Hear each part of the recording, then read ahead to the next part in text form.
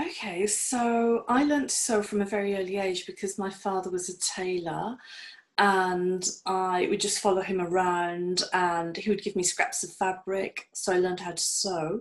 And then as I got older, I would help my dad and I kind of became a tailor's assistant. So by the time I was 16, 17, I could tailor a men's jacket completely.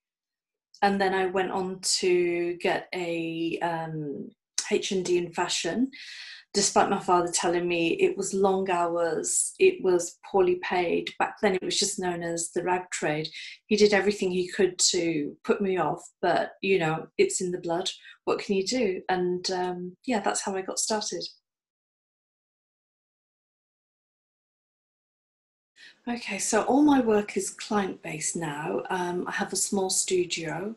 I have some private clients who I design and make for, which is really creative. They give me, I work directly with them, so choosing the design to suit the occasion, the fabrics, so they're completely exclusive to the client.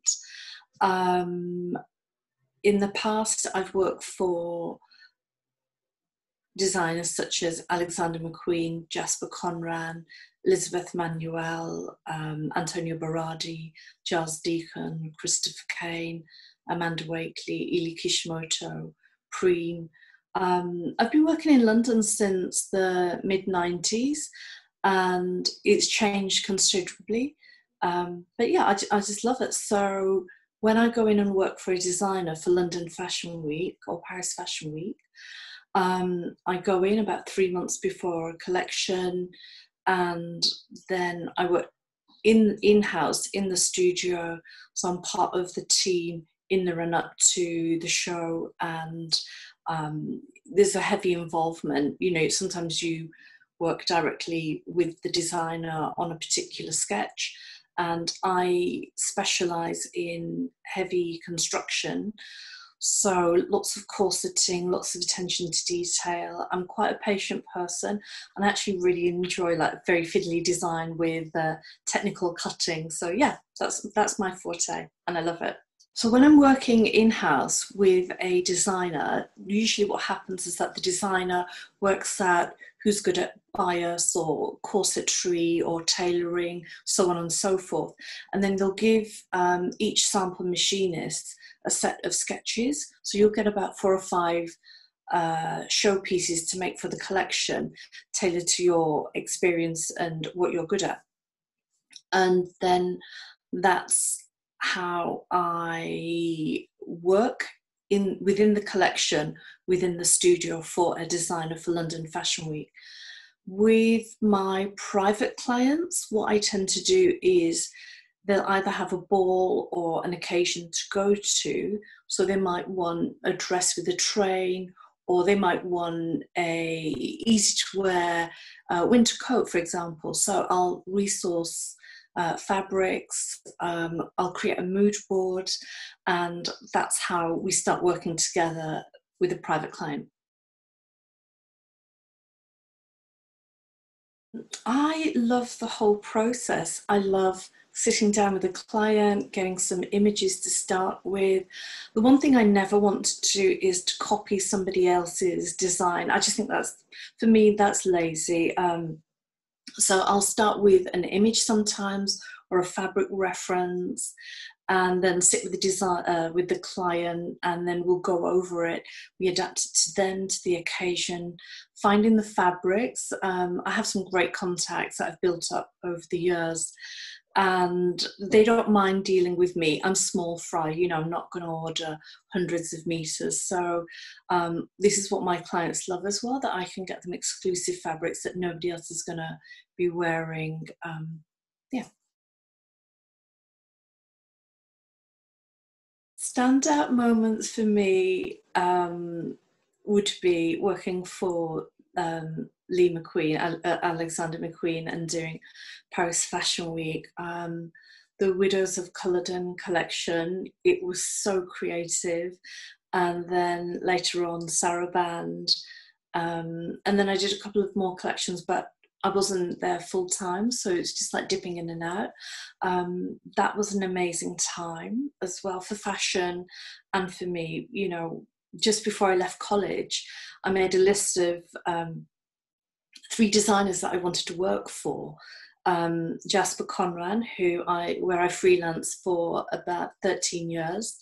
Bella Freud, who I then went on to do a film with. It was directed by John Malkovich, and it was called The Hideous Man. So that was amazing, and she was lovely to work with. And then Alexander McQueen. I've been really lucky to have been in the right time at the right place to work with these people. And yeah, it's always been a positive experience. You know, I've learned so much from each designer, who've had great teams. You know, great designers have great teams. That's the one thing I've learned, that they have brilliant pattern cutters and sample machinists and sample cutting. So yeah, it was a really special time in fashion, being in London, you know, starting off in the mid-90s. Yeah. I would say that the London fashion industry has really changed. Number one, about 10, 15 years ago, a lot of the manufacturing left London, left the UK, and went to places like the Far East and China and India. So a lot of the showrooms and sample rooms have shut down.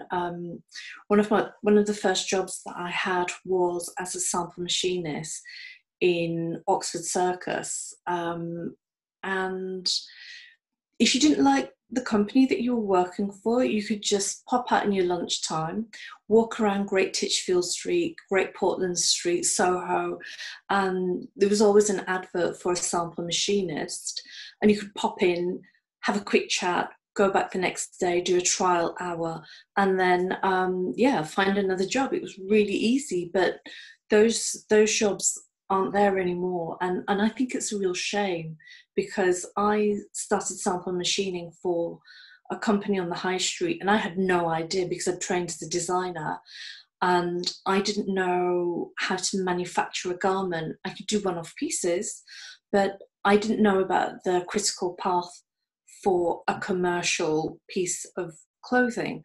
So yeah, I learned that, you know, slowly. Yeah. So lockdown affected my studio quite hard at first, because I wasn't allowed to go to my studio. My building was shut for 2 to 3 months, and you know, everything just closed down. So there were no photo shoots. I wasn't able to do fittings with clients. I wasn't able to. I mean, I have got quite a bit of work to start on as soon as things get back to normal, but for the time being, everything's on hold, and I've had to adapt the way I work. So I've had a lot of clients who've gone through their wardrobe, and we've done wardrobe edits and remodeled things.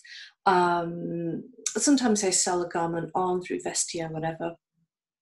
But 9 times out of 10, a lot of my ladies are remodeling their clothes, so recycling, you know, rather than, not that they would chuck out their Chanel or anything like that, but we've remodeled them and refreshed them, which I think is a fantastic idea, because I'm all about that. And my freelancers, so I have a freelance pattern cutter, a sample cutter, and then an assistant, a girl Friday who comes in, and Halima's absolutely fantastic. So what we've done is we've done a massive tidy up in my studio. I've given a lot of fabrics to some charities that I work with to make masks for my local community on the South Bank. So yeah, you know, it's just helping each other out as much as you can and looking out for each other, just in small ways. So during lockdown, like a lot of people, I was bored out of my mind.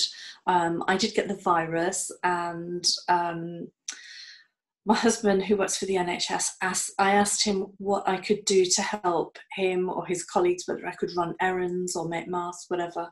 And he said, my colleagues need hand sanitizer, hand lotion, because they're washing their hands 50, 60, 70 times a day.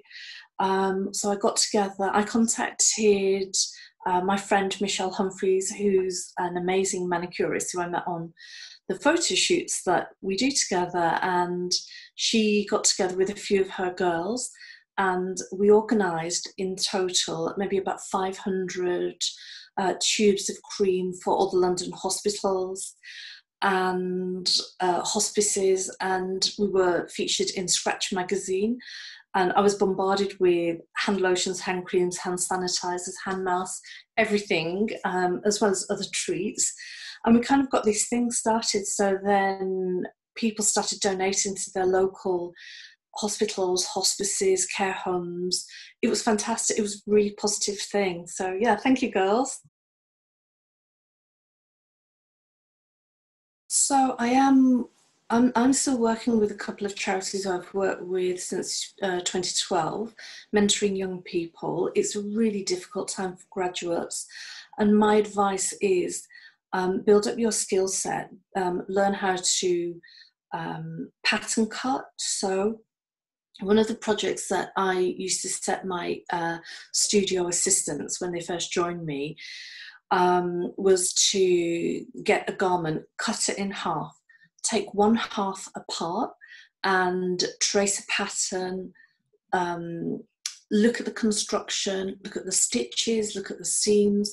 You know, you can do this with an old jacket maybe from a charity shop, so you learn how to tailor, and you can refer back to the other half as reference. So one half you deconstruct and, you know, look at it, you know, how can I replicate this with calico, whatever, you know, build up your skill set, because if you've got a skill, like myself, if you can sew, if you can pattern cut, if you can drape, if you can hand finish, if you can embroider, you know, whatever, people will always want those skills. No matter where you are in the world, people will always need pattern cutting and sewing skills. So yeah, and I'm busier than ever.